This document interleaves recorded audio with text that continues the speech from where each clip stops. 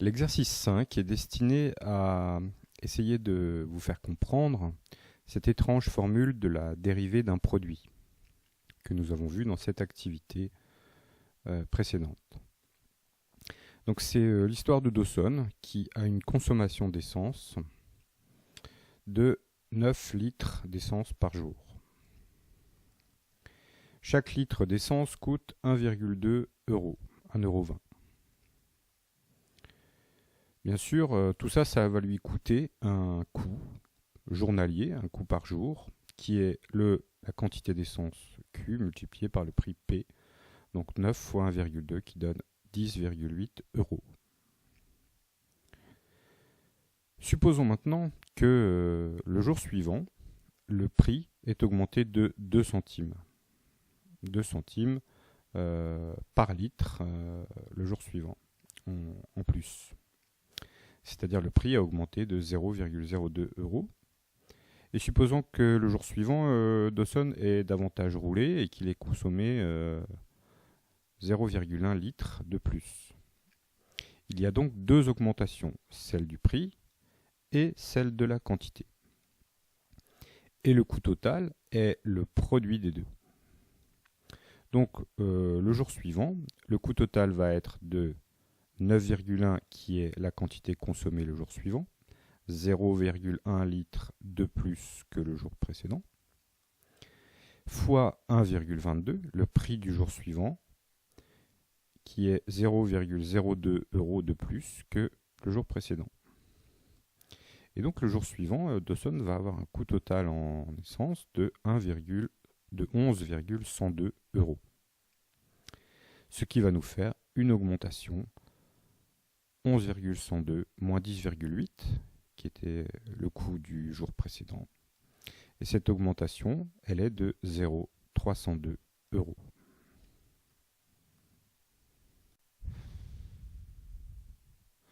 Mais Dawson, lui, fait le raisonnement un peu différemment de nous.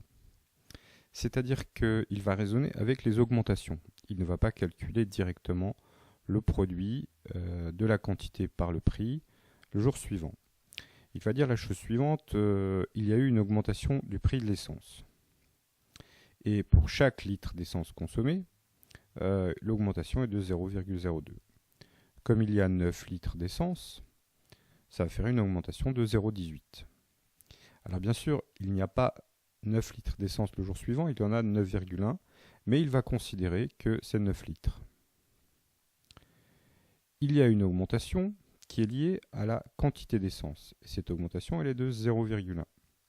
Et comme le prix du jour précédent est de 1,2, ça nous donne une augmentation de 0,12.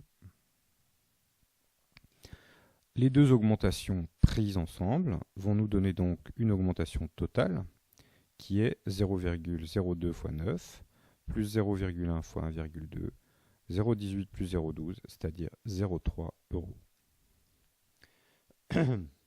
Dawson sait, il est intelligent, que ce résultat est faux. Mais il sait qu'il est aussi seulement légèrement faux. Pourquoi ? Parce qu'il oublie seulement 0,002 € dans son calcul, c'est-à-dire moins d'un centime. En effet, la véritable augmentation du prix est de 0,302 et celle qu'il a calculée est de 0,3. Ce qu'il a fait en fait est très simple. Il a calculé deux parts dans l'augmentation. L'augmentation du coût qui est due à l'augmentation du prix de l'essence, en supposant que la quantité ne varie pas, ce qui est faux, et l'augmentation du coût due à l'augmentation de la quantité d'essence, en supposant que le prix ne varie pas, ce qui est également faux. Et donc au total, il sait que son raisonnement est légèrement faux, mais seulement légèrement. Pour l'essentiel, ça lui donne le bon résultat, à 2 millièmes d'euros près. Alors pour comprendre cette situation, on peut également voir les choses sous la forme simplement d'un développement, d'une distributivité, d'une double distributivité. Ça, 9,01, c'est le prix, c'est la quantité d'essence, le jour suivant. 1,2 plus 0,02, c'est le prix le jour suivant. Si je multiplie les deux en ne calculant pas les petites parenthèses et en distribuant, je vais trouver donc 9,1,2, c'est le prix total, le coût total du jour précédent, plus les deux augmentations que Dawson a calculées, 0,02 fois 9 qui donne 0,18 et 0,1 fois 1,2 qui donne 0,12, plus un terme correctif très faible qui est en fait le produit des deux augmentations. Et qui est pour ainsi dire négligeable. On voit bien une similarité formelle entre cette distribution et la formule de la dérivée d'un produit. En effet, on a dit que la dérivée, ça donnait la vitesse de variation d'une quantité. Ici, c'est le coût total.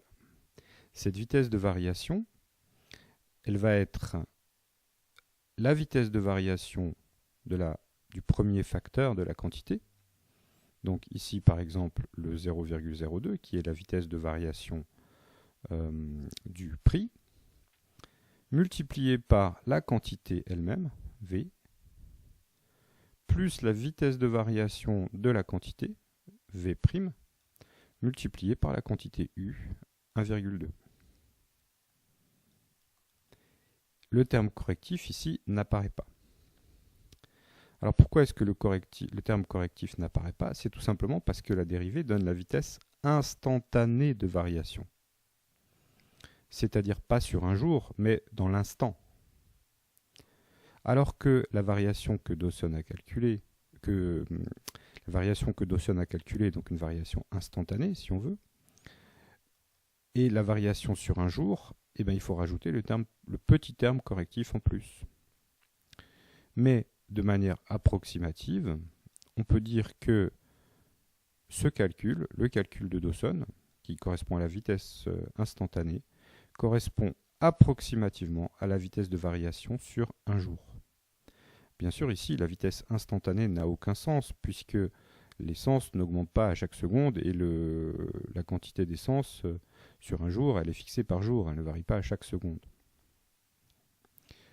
Mais on voit bien que la structure du calcul est exactement la même et elle permet donc de comprendre cette formule un peu étrange de la dérivée d'un produit et surtout pourquoi on ne multiplie pas les dérivées. On ne fait pas U' fois V'.